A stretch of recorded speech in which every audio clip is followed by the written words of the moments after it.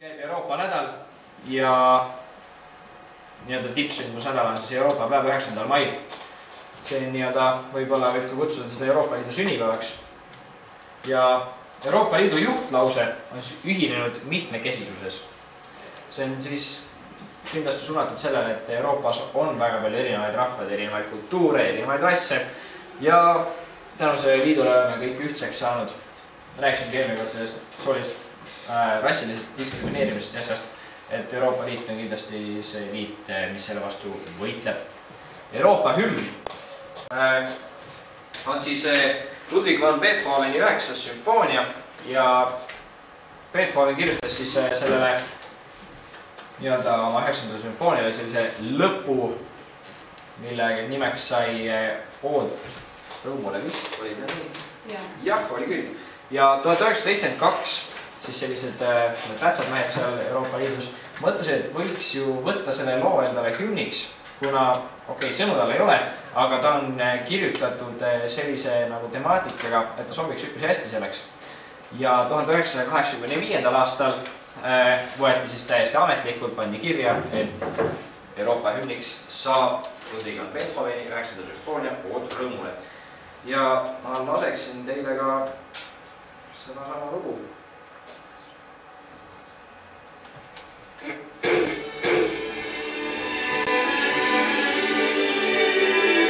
Robert Schumann on näinud kohe.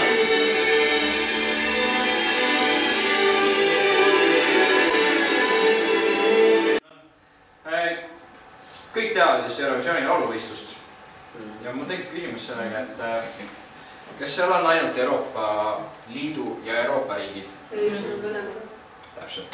Selles suhtes on Eurovisioon on minu arvates veidi selline vale nimi. Kui tõesti seal osaleb selline riik nagu Venemaa, kes ei ole üldse seotud tegelikult Euroopa Liidu ega Euroopaga, siis ta ei ole Eurovisioon. Võiks olla siis juba ülemaailmne lauluvõistlus, aga ehk see kunagi muutub. Ja ma lasen teile veidi sellest Eurovisiooni tunnusmeloodiat, see peaks olema seda elu.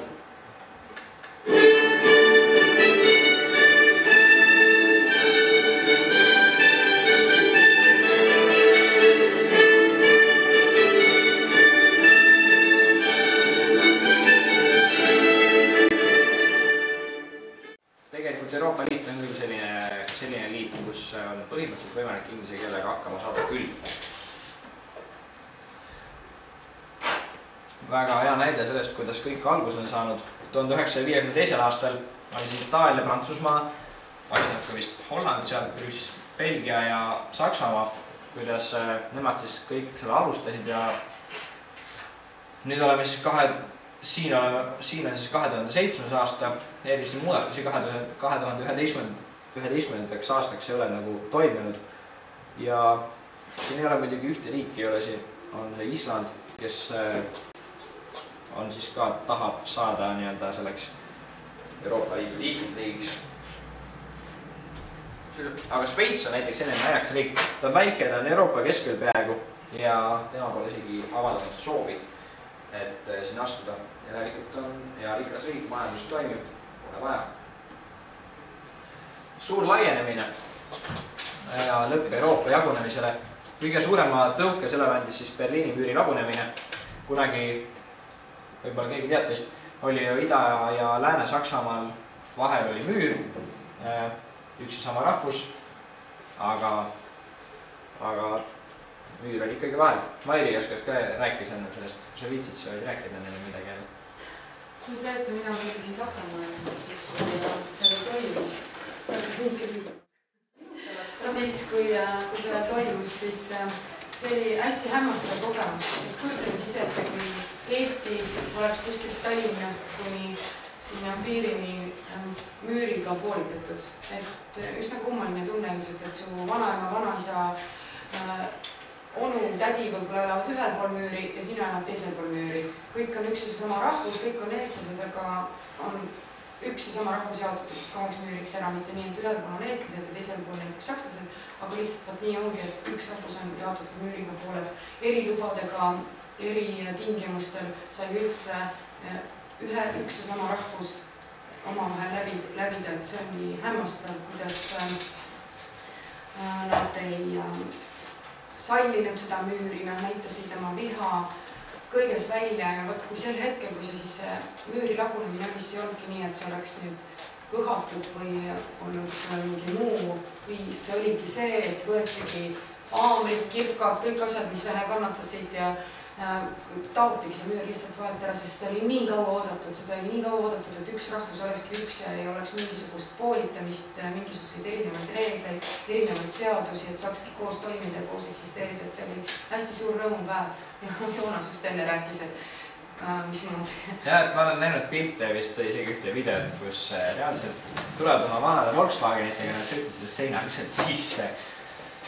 Noh, see oligi, et vabaduse ja koos olemise igatsus oli lihtsalt nii suur, et kõik see, kas on sul auto, kas teda on vaja seda müüri läbisõitmist või ei ole, see ei määranud mitte midagi. Ja müür lagunes ja sealt hakkaski siis Euroopa ühinemine suuremalt jaolt pihta. Et 2004.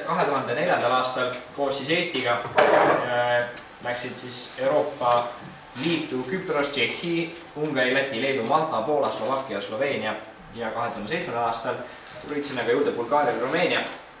Kandidaatriigid Horvaatia, Island, Endine Jugoslaavia, Makedoonia Vabariik, Montenegro ja Türgi. Ma arvan, et kindlasti osad siit saavad